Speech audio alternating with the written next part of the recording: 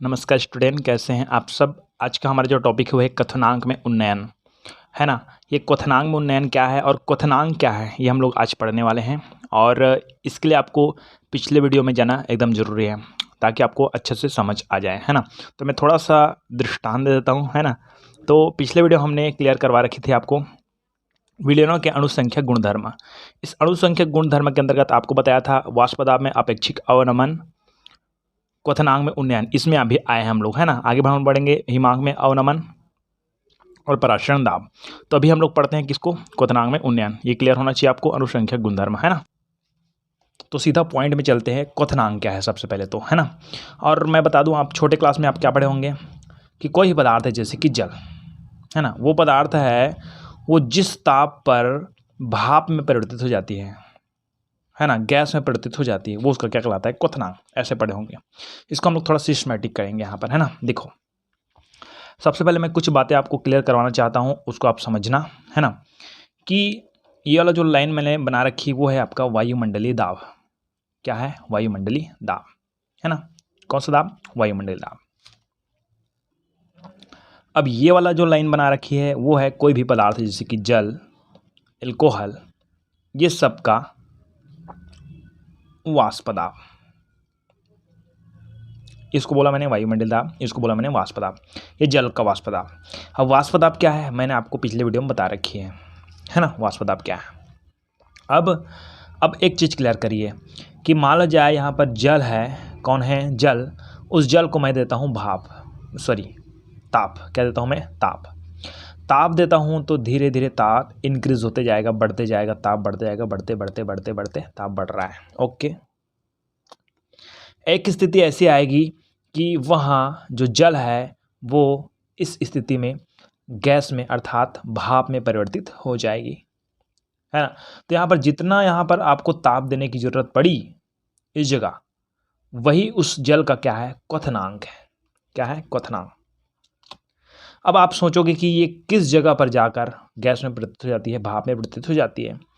तो जब इसका जो वाष्प दाब है, ये जो पदार्थ है उसका वाष्प दाब है, वो वायुमंडलीय वाष्प दाब के, वायुमंडलीय दाब बोलेंगे, वाष्प दाब नहीं बोलेंगे, वायुमंडलीय दाब बोलेंगे।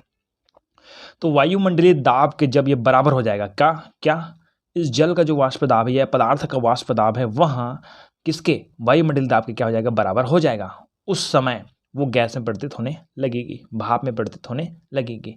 तो हम बोलेंगे कि वो उस पॉइंट को उसका क्वथनांक कहेंगे। मतलब उस जल का क्वथनांक कितना है, 100 डिग्री सेल्सियस है। ये है क्वथनांक। ओके, आपको थोड़ा बहुत समझ आया होगा तो समझ लीजिए, है ना, कि ये पदार्थ है, पदार्थ को हम लोग ताप देंगे तो धीरे धीरे क्या हो जाएगा, वो गैस में परिवर्तित हो जाएगी।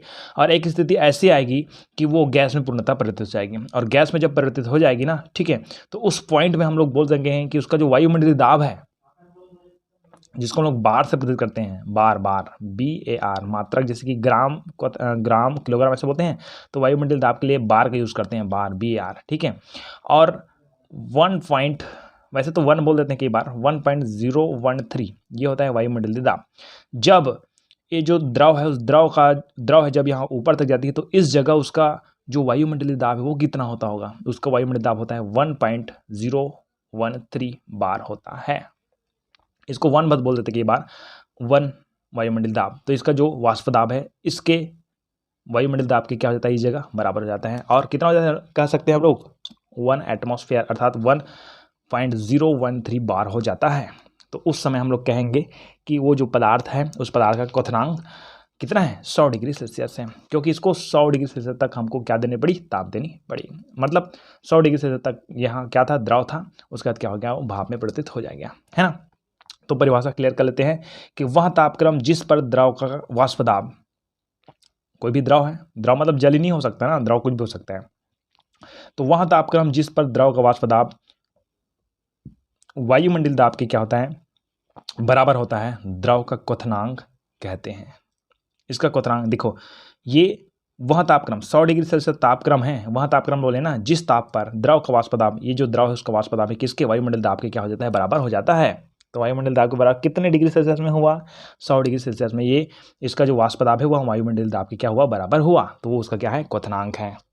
ओके, उदाहरण देखें। उदाहरण क्या है कि जल का वाष्प दाब, जल का वाष्प दाब 100 डिग्री सेल्सियस पर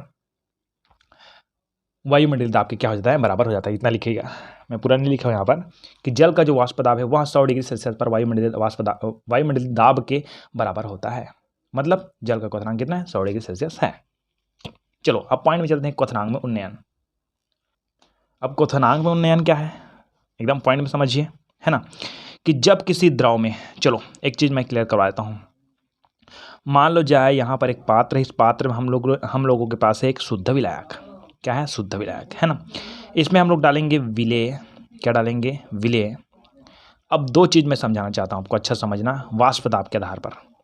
मान जाए ये जो शुद्ध विलायक है वो अकेला है, तो उसका वाष्प दाब क्या रहेगा, अधिक रहेगा। याद रखिएगा, जब ये शुद्ध अवस्था में तो विलायक का वाष्प दाब क्या रहेगा, अधिक रहेगा, है ना।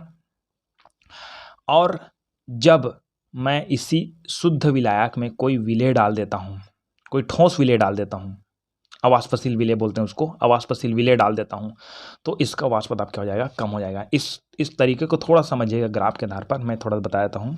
देखना, ये ऊपर बनाया वो वायुमंडलीय दाब है, वायुमंडलीय क्या है, दाब है। अब मान जाए मेरे पास विलायक है, क्या है, विलायक। चलो ये मेरे पास विलायक है यहाँ पास, है ना। इसको हम लोग करते हैं गर्म। क्या करते हैं, गर्म। तो ये गर्म होते होते होते होते जाएगा और एक स्थिति आएगी कि इसका जो वाष्प दाब है वो वायुमंडलीय दाब का क्या हो जाएगा, बराबर हो जाएगा, विलायक का ना, इसका विलायक का। मतलब यहाँ पर इसका जो वाष्प दाब है, वाष्प का दाब है वो क्या है, ज़्यादा है। क्या है, ज़्यादा है, क्योंकि दूरी भी कम है ना, वाष्प दाब ज़्यादा है ना। अब मैं इसी विलायक में विलेय को डाल देता हूँ, तब इसका वाष्प दाब क्या हो जाएगा, कम हो जाएगा। मतलब लंबा टाइम लगेगा उसको, ठीक, लंबा टाइम लगेगा। तो आप देखो यहाँ पर छोटा दिख रहा है ना, मतलब वाष्प दाब यहाँ पर ज़्यादा है। यहाँ पर लंबा टाइम दिख रहा है ना, मतलब ये वाष्प दाब क्या है, कम है। मतलब जो विलियन है ना, विलियन जिसमें हम लोगों ने क्या मिलाया है, विलेय मिलाया है, वो वाला विलियन है ना, वो उसका वाष्प दाब क्या हो जाएगा, कम। और जो शुद्ध विलायक उसका वाष्प दाब क्या रहेगा, ज़्यादा। इस बात को अच्छे से आप लोग मायने बैठा लीजिए कि इसका वाष्प दाब ज़्यादा, इसका वाष्प दाब कम।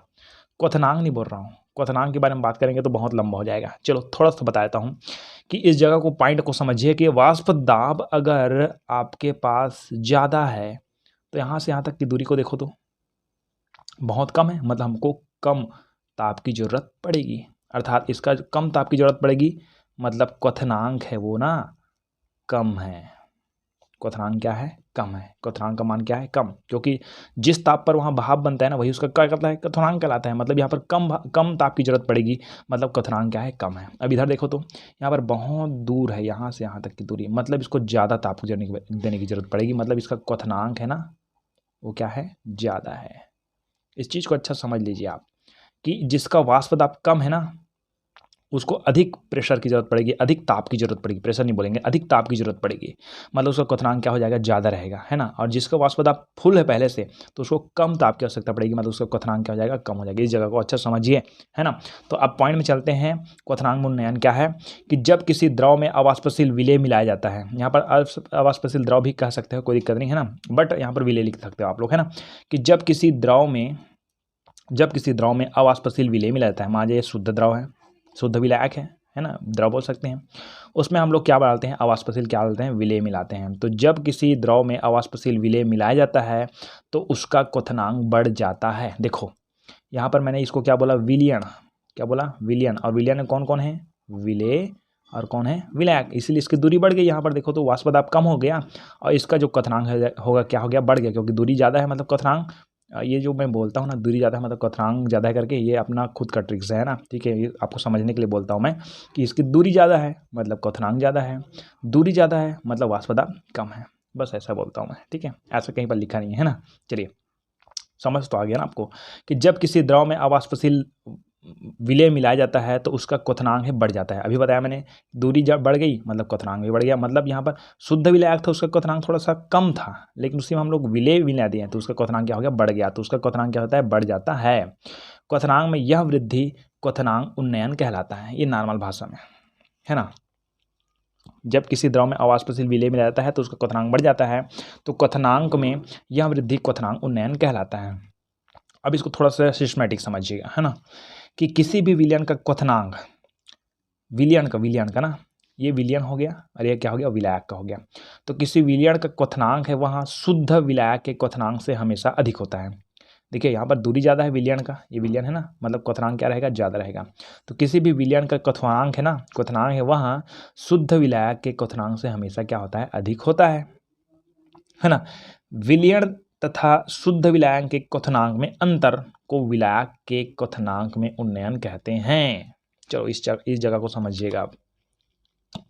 विलयन तथा शुद्ध विलायक के क्वथनांक में, तो सबसे पहले मैं ग्राफ थोड़ा समझाता हूँ, आपको समझ आएगा बहुत अच्छी तरह से। चलो पहले बात देखते हैं हम लोग, ये तापक्रम इधर वाष्प दाब।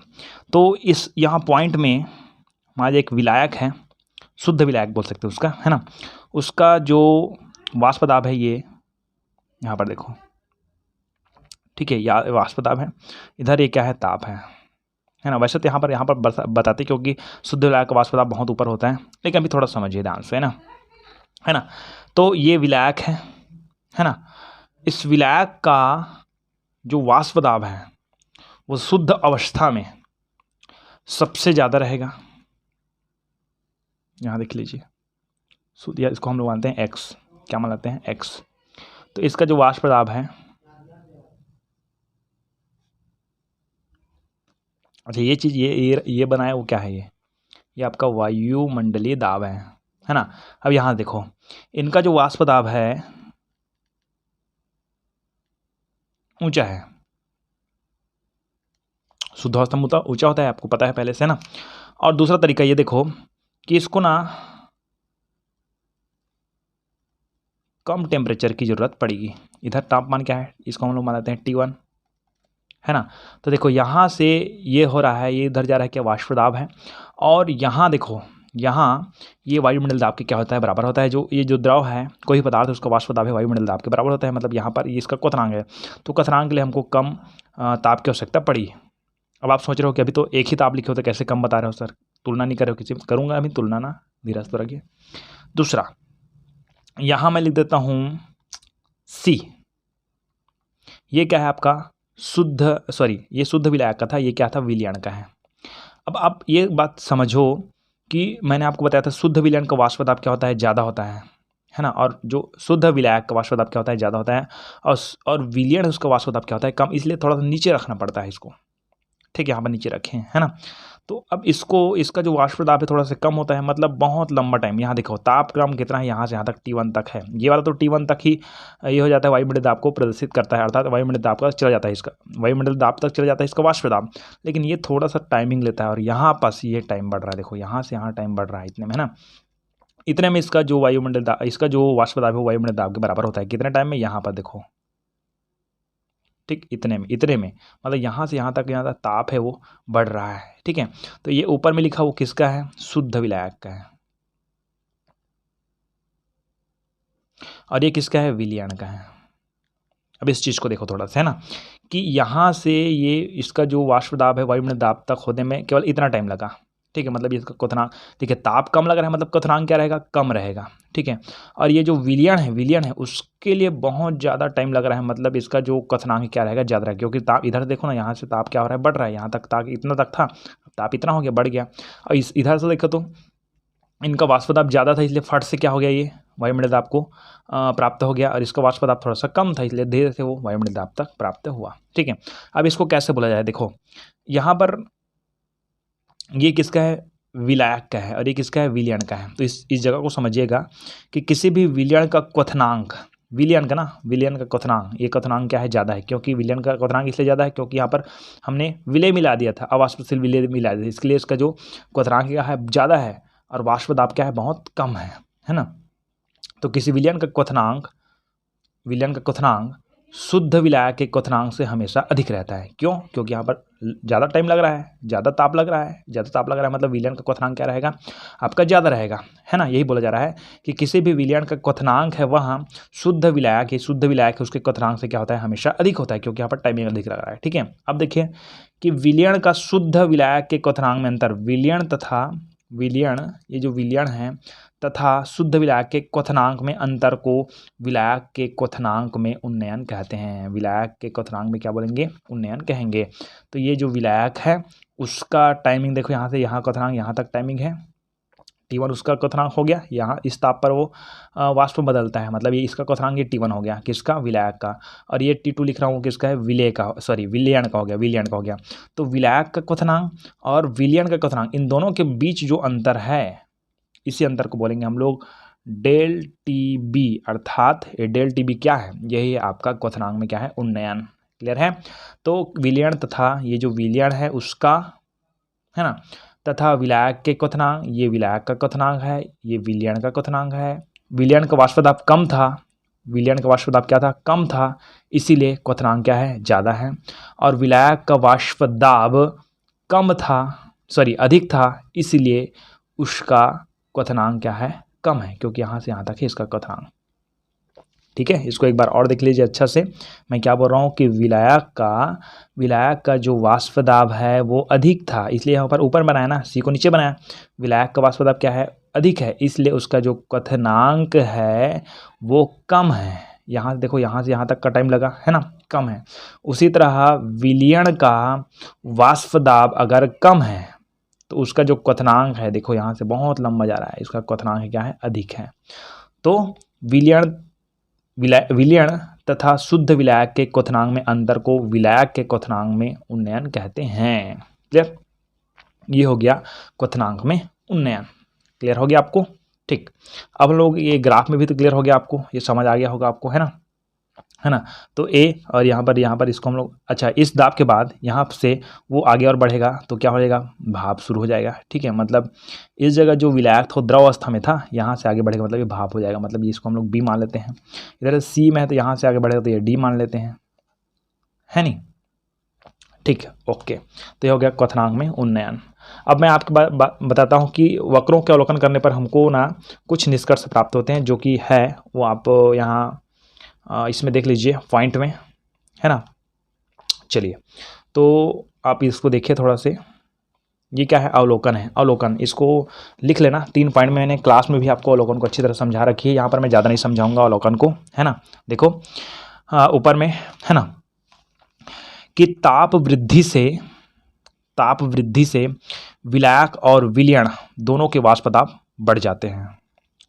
यहाँ पर ताप देते हैं तो जो विलायक है और जो विलयन है, उस दोनों का, विलायक और विलयन का वाष्प दाब बढ़ जाएगा। क्यों, ताप देंगे मतलब वाष्प दाब बढ़ेगा, तभी तो वाष्प दाब बढ़ते बढ़ते जाएगा, तब तो वायुमंडलीय दाब के बराबर होगा उसका वाष्प दाब। तो ताप देने पर या ताप वृद्धि से विलायक और विलयन दोनों का वाष्प दाब क्या हो जाता है, बढ़ जाता है ना। विलयन का वाष्प दाब, यहाँ पर देखो, ऊपर देखो, विलयन का वाष्प दाब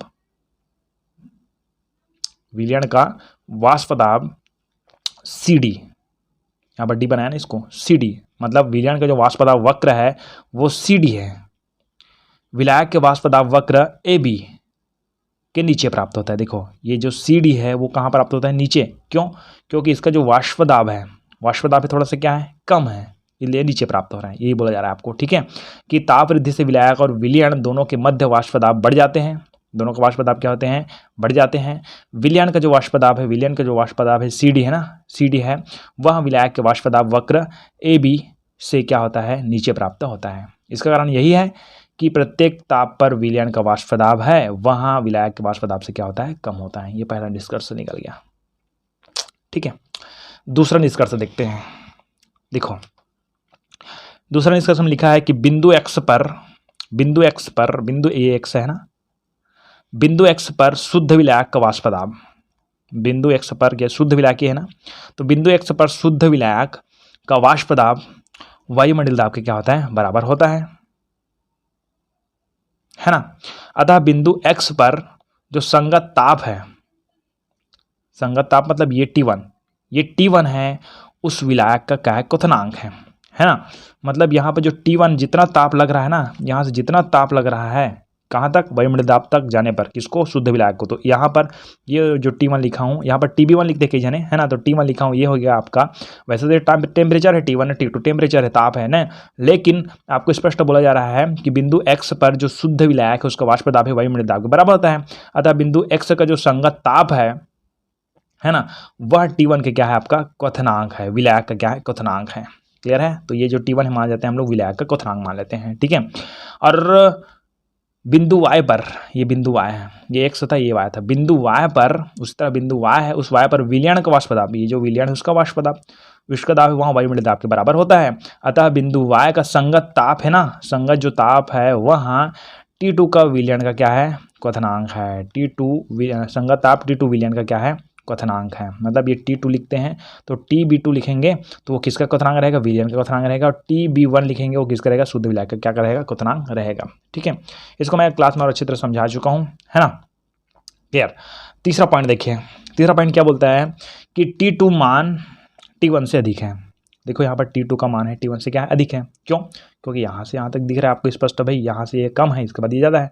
तो T2 का मान है वो T2 का मान है वो T1 से क्या है, कम है। एक्चुअली में ये T1 कौन है, ये विलायक का क्या है, आपका वाष्प दाब है, सॉरी क्वथनांक है। T1 क्या है, विलायक का क्या है, क्वथनांक है इस ताप पर यहाँ पर, है ना।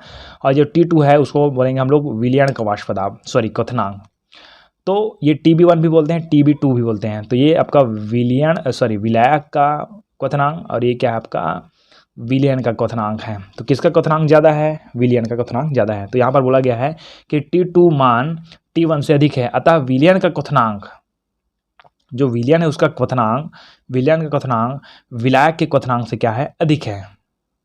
ठीक, बस इतना लिख देना, है ना। ठीक है, और दूसरे शब्दों में बताया हूँ मैं कि जो विलयन है, कौन है, विलयन उच्च ताप पर क्या होता है, उबलता है। क्योंकि यहाँ पर देखो, यहाँ पर ताप यहाँ पर ज़्यादा लग रहा है, यहाँ से देखो तो इतना ताप है, उसका यहाँ से और बढ़ा रहे हैं ताप, तो ताप क्या होता है, बढ़ रहा है। दूसरे शब्दों में लिख रहे हैं कि विलयन उच्च ताप पर उबलता है, अतः विलयन के क्वथनांक में होने वाली वृद्धि, विलयन के क्वथनांक में होने वाली यह वृद्धि क्वथनांक उन्नयन कहलाती है। विलयन के क्वथनांक में होने वाली यह वृद्धि, अब इधर क्वथनांक में हो रही, विलयन का क्वथनांक क्या हो रहा है, बढ़ रहा है, जबकि विलायक का क्वथनांक क्या था, कम था, है ना। वहाँ से ये वाला परिभाषा भी क्लियर है, ये वाला परिभाषा भी कर सकते हो आप लोग। ठीक है, यहाँ पर क्या है, विलयन के क्वथनांक में होने वाली वृद्धि क्वथनांक उन्नयन कहलाता है, मतलब ΔTB कहलाता है। क्लियर है, ओके, यहाँ तक लिख लीजिएगा आप लोग, है ना। आगे का थोड़ा सा पॉइंट आता है, उसको समझिए थोड़ा से, है ना। हाँ, इस जगह को समझिएगा, इस जगह थोड़ा सा कह सकते हैं हम लोग, क्वथनांक में उन्नयन का नियम है ये, है ना। यहाँ क्या बोलते हैं उसको समझिए कि क्वथनांक में उन्नयन, क्वथनांक में, यहाँ तक तो क्लियर हो गया आपको। जब भी पेपर में आएगा क्वथनांक उन्नयन तो वहीं तक बनाइए, ठीक है, यहाँ आगे नहीं बढ़ेगा। ठीक है, तो क्वथनांक में उन्नयन है ना, मोललता के समानुपाती होता है। क्या बोला मैंने, क्वथनांक में उन्नयन है वहाँ विलयन की मोललता ना के समानुपाती होते हैं। मोललता हम लोग किससे प्रकट करते हैं, एम से, पता है ना आपको। ठीक है, कैपिटल एम मोललता हो गया, स्मॉल एम हो गया मोललता हो गया। ठीक, तो इस जगह क्या है कि क्वथनांक में उन्नयन का जो नियम है ये लिखो, ऐसे आ गया मान जाए। ठीक है, तो इसको लिख देना थोड़ा से, है ना, कि क्वथनांक में उन्नयन मोललता के समानुपाती होता है, अर्थात ΔTB ये क्वथनांक में उन्नयन है, यहाँ पर बताया आपको, है ना, वो किसके समानुपाती है, वह समानुपाती है किसके, मोललता के क्या है, समानुपाती होता है, ऐसा है। ठीक है, यह तो कह सकते हैं कि ΔTB बराबर करके हम लोग के स्थिरांक मान लेते हैं, है ना। और के स्थिरांक में KB क्यों बोल रहे हैं, ये KB है, वो हम लोग क्या कर सकते हैं, यहाँ पर के स्थिरांक लेते हैं तो यहाँ पर KB क्यों लिखा हूँ मैं, ये KB है वो है आपके पॉइंट, आपके मुख्य पॉइंट, है ना, कि ये मोललता से संबंधित है। और यहाँ पर देखो, यहाँ पर मैंने क्वथनांक में उन्नयन के लिए B का यूज़ किया यहाँ पर, तो अब ये मोललता में उन्नयन मतलब क्या है, मोलल उन्नयन के लिए हम लोग KB का यूज़ करेंगे। मोललता में आएगा आपका मोलल उन्नयन, इसको स्थिरांक बोल सकते हैं। के स्थिरांक मान देते हैं तो के में B जुड़ गया तो मैं क्या करूं, है नहीं। ठीक है, तो के में B जुड़ गया तो B जुड़ गया, मतलब ये क्या हो गया आपका उन्नयन हो गया। ये मोलल संबंधित, मोलल के लिए स्थिरांक है, के स्थिरांक बोलते थे ना, इसको हम लोग स्थिरांक बद बोलते थे। अब बट करते हैं हम लोग मोललता से संबंधित, मतलब मोलल उन्नयन स्थिरांक है इसका नाम, मोलल उन्नयन स्थिरांक। क्लियर हो गया, ठीक, ओके। चलिए, यहाँ एम तो लिखना ही पड़ेगा। ठीक है, यहाँ पर अब यहाँ पर ऐसे भी कर सकते हैं हम लोग कि ΔTB इक्वल टू, अगर एम का मान कितना है 1 है तो KB हो गया, हो सकता है ऐसा। ठीक है, लेकिन आप इतना याद रखो ये वाला पार्ट, क्लियर है, क्योंकि आगे आपको सहायता मिलेगी, है ना। ओके, चलिए आगे, यहाँ पर एक क्वेश्चन बनता है, मोलल क्वथनांक उन्नयन स्थिरांक क्या है? मोलल क्वथनांक उन्नयन स्थिरांक क्या है? ऐसा तो ये आपको क्लास में बताया जाएगा, है ना। तो मैं परिभाषा यहाँ पर दे देता हूँ, एक बार देख लीजिए, है ना। इसको आप मैं समझाऊंगा नहीं अभी, बस ये नॉर्मल देख लीजिए, ठीक है, ओके। हाँ चलो अब आगे हम लोग पॉइंट में चलते हैं। चलिए आगे का पॉइंट समझते हैं हम लोग। क्वथनांक में उन्नयन द्वारा विलेय का आणविक द्रव ज्ञात करना। चलो विलेय और एक क्या होता है आपका विलायक। अधिकतर हम लोग विलेय का यूज़ करते हैं बी के लिए और विलायक को हम लोग मानते हैं ए। उल्टा लगता है लेकिन अब मानने में क्या जाता है। ए को हम लोग मानते हैं विलायक, बी को मान लेते हैं हम लोग विलेय, ऐसा संकेत दे दिया मैंने, ठीक है। अब हम लोग बात करते हैं क्वथनांक में उन्नयन द्वारा विलेय का आणविक द्रव्यमान ज्ञात करना। विलेय का किसका? विलेय क्या है? बी। और द्रव्यमान किससे संबंधित है? वो संबंधित है आपका एम से। किससे संबंधित है? एम। तो विलेय का द्रव्यमान एम बी, विलायक का द्रव्यमान एम ए, ठीक है। भार बोले तो विलेय का भार डब्लू बी और विलायक का भार डब्लू ए। इस चीज़ को आपको अच्छे से पता होना चाहिए। ये क्या है? विलेय का आणविक द्रव्यमान है, ये विलायक का है आणविक द्रव्यमान, और ये विलेय का भार है, ये विलायक का भार है। ये आपको अच्छे से पता होना चाहिए, ठीक है। Wait okay. तो सीधा पॉइंट चलते हैं। पहले यहाँ पर मैंने आपको नोट्स लिखा रखी है ना, उस नोट्स को कॉपी मस्त लिखिए, है ना। इस जगह देखिए, किसी अवाष्पशील विलेय के विलयन के लिए, ये जो एक लाइन अभी लिखा उसका मतलब क्या होता है? ये मान जाए एक विलयन है जिसमें आप क्या है? विलायक है ना। उसके ऊपर जो विलेय डला हुआ है वो विलेय क्या है? अवाष्पशील विलेय। तो इसके लिए जो विलयन बनेगा उसके बारे में बताया जा रहा है। तो यहाँ पर बोला गया है कि किसी अवाष्पशील विलेय के, ये अवाष्पशील विलेय, उस अवाष्पशील विलेय के विलयन के लिए, यहाँ पर विलायक है, द्रव है, विलायक कौन है? द्रव है, और ये विलेय क्या है? अवाष्पशील विलेय है। इसलिए यहाँ पर बोला गया है कि किसी अवाष्पशील विलेय के विलयन के लिए क्या होता है? इसके लिए होता है कि क्वथनांक उन्नयन, है ना। जैसे क्वथनांक उन्नयन कौन है? डेल टी बी, वह बराबर होता है किसके? के बी एम। ये के बी एम क्या है? शुरू मैंने बताया था, के बी क्या है आपका? मोलल उन्नयन स्थिरांक है, और ये क्या है आपका? मोललता संबंधित है। किससे संबंधित है? मोलरता, ठीक। ये इस चीज़ को याद रखो आप, इसको आप समीकरण 1 मान लो। Del T B equal to K B M. B को मैं नीचे लिखता हूँ, थोड़ा बराबर लिख दिया हूँ यहाँ पर के बी। टी बी में भी बी को नीचे लिखना है आप लोग थोड़ा से, है ना। आपको समझ जाना है यार, समझदार हो, है ना। अब आगे देखते हैं, थोड़ा से इस चीज़ को समझिए अच्छा से ना। यहाँ डब्लू बी ग्राम, यहाँ डब्लू बी ग्राम ना, ये डब्लू बी क्या है? मैंने आपको शुरू में बताया था, डब्लू बी है वो विलेय का क्या है? भार है ना। तो यहाँ डब्लू बी ग्राम अवाष्पशील विलेय, डब्लू बी ग्राम अवाष्पशील विलेय है, वो अवाष्पशील विलेय है, वो डब्लू ए ग्राम विलायक में घुला है, मान लो जाए विलायक में क्या है? घुला है ना। डब्लू बी ग्राम वो वाष्पशील है, यहाँ पर ये देखो, यहाँ पर ये डब्लू बी ग्राम विलेय है, और किसमें? डब्लू ए ग्राम, डब्लू नहीं बढ़ रहा है, चलो डब्लू ए ग्राम विलायक में क्या है? घुला हुआ है। तथा विलेय का आणविक द्रव्यमान, है ना, आणविक द्रव्यमान मतलब मोलर द्रव्यमान बोल सकते हैं, है ना, वहाँ एम बी है। ये देखो यहाँ पर एम बी क्या बताया मैंने? विलेय का आणविक द्रव्यमान गृह है। इतना पहले लिख लेना आप लोग, ठीक है। अब एक चीज़ और क्लियर करते हैं हम लोग कि विलयन की मोलरता का सूत्र क्या है? मोलरता का सूत्र क्या है? मैंने आपको मोलरता पढ़ा रखी है यार, अब बीच में जाऊंगा पीछे तरफ तो दिक्कत हो जाएगी। तो ये पर आप समझ जाना कि मोलरता सूत्र क्या है कि विलेय की मोलों की संख्या बटा विलायक का द्रव्यमान, ये आपको पता होगा पहले से। विलायक का द्रव्यमान किस में होगा? ग्राम में। अगर ग्राम में लिखते हैं तो यहाँ पर क्या हो जाएगा? 1000 गुना हो जाएगा। ठीक है, ओके, ये मोलरता का सूत्र है। अब मोलरता का सूत्र है तो आपको ये पता होना चाहिए कि विलेय की मोलों की संख्या, विलेय की मोलों की संख्या मतलब n, मोल है ना, मोल की संख्या का सूत्र क्या होता है? वो होता है आपका W/m, अर्थात भार बटा अनुभार। नॉर्मल बात है अपनी, है ना, n का सूत्र। और ये n कौन है? ये क्या है? विलेय में मोलों की संख्या है n, और सूत्र क्या है आपका? W/m, भार बटा क्या है? अनुभार। अब मान लीजिए मैं विलेय किसको ले रहा हूँ? b को ले रहा हूँ, तो ये यहाँ पर क्या होगा? W भी हो जाएगा, और ये हो जाएगा m भी हो जाएगा। समझ आया? ठीक, तो यहाँ पर मैं लिख सकता हूँ W, विलेय की मोलों की संख्या n = 1000 अपान विलायक का द्रव्यमान। विलायक का द्रव्यमान, ये विलेय का द्रव्यमान W भी था, सॉरी हाँ ये तो भार है, ओके भार चलेगा, वही द्रव्यमान है। ठीक है, तो ये W भी है, वो विलेय का भार है अर्थात द्रव्यमान है ना। ये क्या है आपका? ये आणविक द्रव्यमान है ना, ये नॉर्मल द्रव्यमान बोल रहा हूँ, भार बोल रहा हूँ मैं। ठीक है, और ये W क्या है? विलायक का है। तो विलायक का द्रव्यमान अर्थात भार वो क्या है? WA।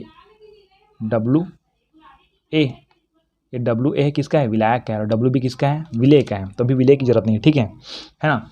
ये लिखा हुआ है, इसको आप लिखना मत, मैं आपको समझाने के लिए लिख दिया, है ना। अब मैं थोड़ा सा जानकारी यहाँ देता हूँ, इस बात समझिए कि n का मान क्या है? n का मान क्या है? WB/MB, ये बताया मैंने, है ना। तो यहाँ पर आप डायरेक्टली लिखोगे कि WB/MB, है ना, अपान, ठीक है, अपान विलायक का द्रव्यमान, विलायक का द्रव्यमान इनटू क्या है अपने पास है? 1000, ये तो रहेगा ही रहेगा, है ना।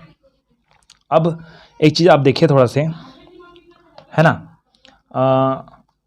कि विलायक का जो द्रव्यमान है उसके बटा 1 है, तो ये ऊपर चला जाएगा, ये इसके साथ गुना हो जाएगा, ये किसके साथ? विलायक का द्रव्यमान। अरे ऊपर तो ऊपर ही रहेगा ना, ये ऊपर वाला है मतलब ऊपर ही रहेगा, इसमें आपको कोई दिक्कत नहीं होनी चाहिए। ठीक है, तो कुल मिला के इस जगह क्या बनेगा आपका कि WB/1000 अपान ये जो WMB है ना, MB है कहाँ आएगा? नीचे आ जाएगा, है नहीं, MB क्या हो जाएगा? नीचे आ जाएगा। समझ आ रहा है ना कि विलायक का द्रव्यमान है बटा 1 कर देते हैं तो 1 ऊपर चला जाएगा, और विलायक का द्रव्यमान क्या हो जाएगा? नीचे आ जाएगा। ठीक है, तो ये हो जाएगा, है ना, MB, और ये हो जाएगा WA, विलायक का द्रव्यमान। किसका द्रव्यमान? विलायक का। तो विलायक का द्रव्यमान, और ये क्या है? विलेय का द्रव्यमान है ना, और ये विलेय का क्या है? अणुभार है ना, और ये क्या है? विलेय का क्या है? द्रव्यमान है ना। हमको क्या ज्ञात करना है कि विलेय का आणविक भार ज्ञात करना है, अणुभार बोल सकते हैं उसको। यहाँ पर देखिए विलेय का आणविक द्रव्यमान ज्ञात करना, ठीक, तो विलेय का आणविक द्रव्यमान कौन है? MB है, कौन है? MB। ठीक है, तो ये आपके पास समीकरण 2 मान लेते हैं इसको, है ना।